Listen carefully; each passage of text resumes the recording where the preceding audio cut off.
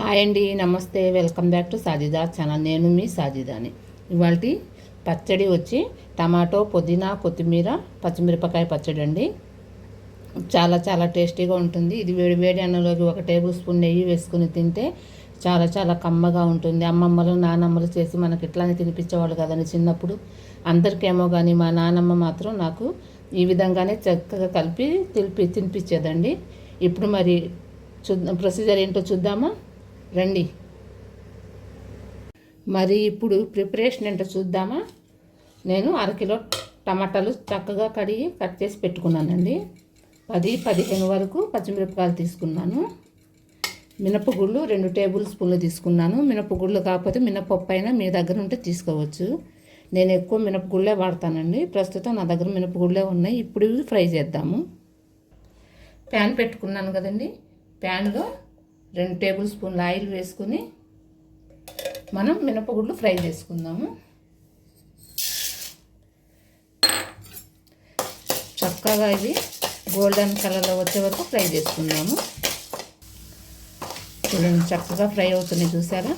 ఈ విధంగా మనకి గోల్డ్ కలర్ వచ్చే తర్వాత మనం మిక్సీ జార్లో తీసుకొని పక్కన పెట్టేసుకుందాము. చూడండి, చక్కగా గోల్డెన్ కలర్లో వచ్చినాయి కదా. ఇవి మిక్సీ జార్లో తీసుకుందాము. ఇప్పుడు చూసారా, ఇప్పుడు దీన్ని మిక్సీ జార్లో తీసుకున్నాను కదా. ఇప్పుడు ఇందులో మనం కట్ చేసుకున్న పచ్చిమిరపకాయలు కూడా వేసుకొని ఫ్రై చేసుకున్నాము.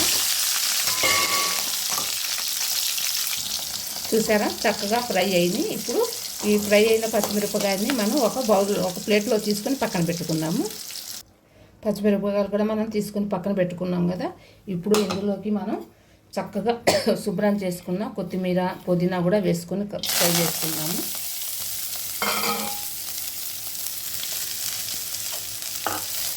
కొంచెం ఆకులు వడిలిపోయి ఉన్నాయి. ఆకులు కొంచెం వడిలిపోయి ఉన్నాయండి. పుదీనా, కొత్తిమీర ఇవి కూడా చక్కగా ఫ్రై చేసుకున్నాము. ఆయిల్ సరిపోకపోతే 1 టేబుల్ స్పూన్ ఆయిల్ వేసుకొని మనం చక్కగా ఫ్రై చేసుకున్నాము. చూసారా, ఇవి కూడా చక్కగా ఫ్రై అయినాయి కదా. మనం ఇందాక పచ్చిమిరపకాయలు తీసుకున్నాం చూసారా, అదే ప్లేట్లో ఇవి కూడా తీసుకొని పక్కన పెట్టేసుకుందాము. ఇప్పుడు మళ్ళీ అదే ప్యాన్లో 1 టేబుల్ స్పూన్ ఆయిల్ వేసుకుని మనం కట్ చేసుకుని పెట్టుకున్న టమాటాలు కూడా వేసేసుకున్నాము.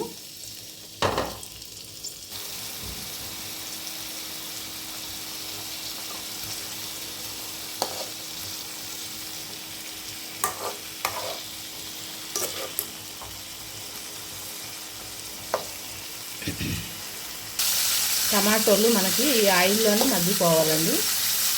చక్కగా జ్యూసీగా మగ్గిపోవాలి.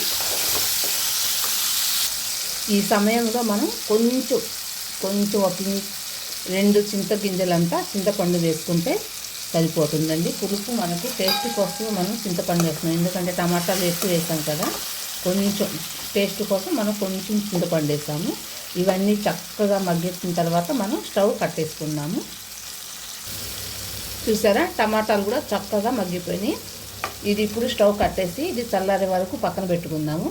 ఈలోపు మనం మిక్సీ జార్లో తీసుకున్నాం కదా మినపగుళ్ళు, అవి మిక్సీ పట్టుకుందాము. ఇవి చల్లారినాయి కదండి. చక్కగా ఇప్పుడు బరకగా మిక్సీ పట్టుకుందాము. ఇప్పుడు వీటిని మిక్సీ పట్టుకుందాము ఫస్ట్. చూసారా, చక్కగా మిక్సీ పట్టుకున్నాం కదా. ఇప్పుడు ఇందులోకి పచ్చిమిరపకాయలు, పుదీనా, కొత్తిమీర కూడా వేసేసుకుందాము.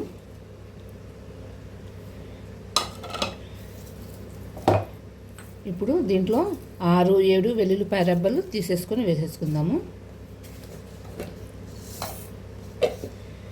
1 టేబుల్ స్పూన్ జీలకర్ర వేసుకుందాము. 1 టేబుల్ స్పూను సాల్ట్ కూడా వేసుకుంటున్నానండి. ఇప్పుడు ఇవి మొత్తం కలుపుకొని మనం మిక్సీ పట్టుకుందాము.